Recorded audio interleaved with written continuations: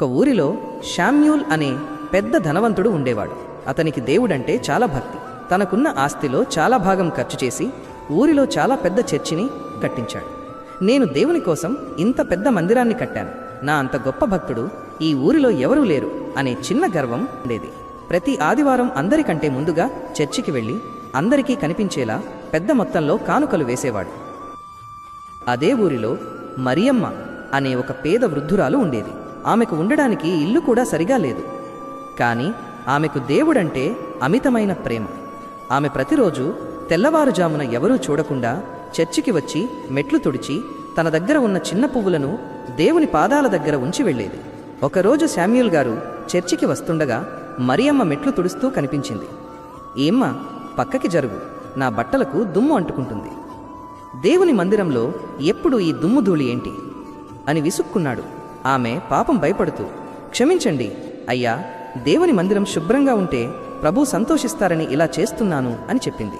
నువ్వు తుడిస్తే సరిపోదు, నేను ₹1000 ఖర్చు పెట్టి టైల్స్ వేయించాను కాబట్టి ఇది ఇంత అందంగా ఉంది అని అహంకారంతో లోపలికి వెళ్ళిపోయాడు శామ్యూల్. కొన్ని రోజుల తరువాత ఆ ఊరిలో భయంకరమైన వరదలు వచ్చాయి. ఇళ్ళు చెట్లు కొట్టుకుపోతున్నాయి.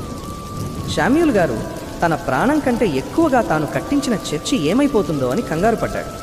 ప్రభువా, నేను నీ కోసం కట్టించిన మందిరం పాడైపోకూడదు అని వర్షంలోనే చర్చి వైపు పరిగెత్తాడు.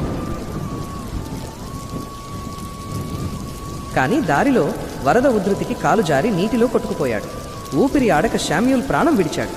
శామ్యూల్ ఆత్మ దేవుని సన్నిధికి చేరింది. అక్కడ యేసయ్య సింహాసనం మీద ఆసీనుడై ఉన్నాడు.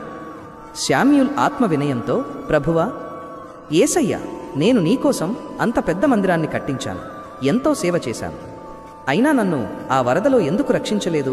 నా భక్తికి ఇదే నా ప్రతిఫలం అని అడిగాడు. అప్పుడు యేసయ్య చిరునవ్వుతో, శామ్యూల్, నీవు నా కోసం మందిరాన్ని కట్టావు నిజమే, కానీ అందులో నేను అనే అహంకారాన్ని నింపుకున్నావు.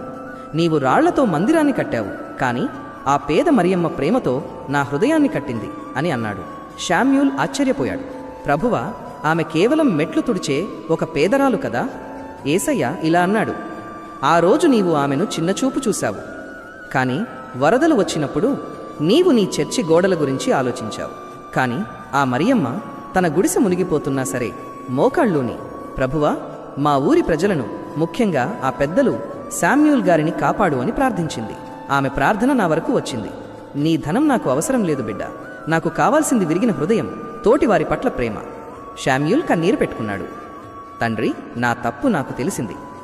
గొప్పలు చెప్పుకోవడం భక్తి అనుకున్నాను. సాటి మనిషి